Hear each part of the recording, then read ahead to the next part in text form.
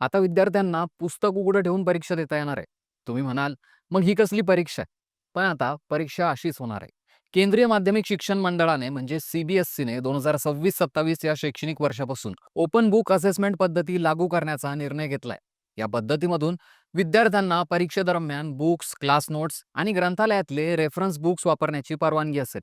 याचा मुख्य उद्देश विद्यार्थ्यांच्या पाठांतरावरची डिपेंडन्सी कमी करून त्यांच्यामध्ये क्रिटिकल थिंकिंग, अॅनालायझिंग स्किल आणि कन्सेप्टचं आकलन विकसित करणं आहे. याआधीही 2014 मध्ये CBSEने ओपन टेक्स्ट बेस्ड असेसमेंट नावाचा एक प्रयोग केला होता. त्यावेळी हिंदी, इंग्रजी, गणित, विज्ञान आणि सामाजिक विज्ञान या विषयांसाठी पद्धत लागू करण्यात आली होती.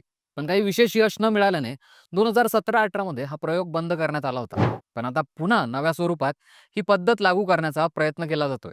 इयत्ता 9वी आणि 10वी साठी इंग्रजी, गणित आणि विज्ञान या विषयांसाठी ओपन बुक परीक्षा घेतली जाईल. तर 11वी आणि 12वी साठी इंग्रजी, गणित आणि बायोलॉजी या विषयांसाठी पद्धत लागू केली जाईल. या पद्धतीमुळे विद्यार्थ्यांना ज्ञान आणि आकलनावर लक्ष केंद्रित करण्याची संधी मिळेल असं सांगितलं जातंय.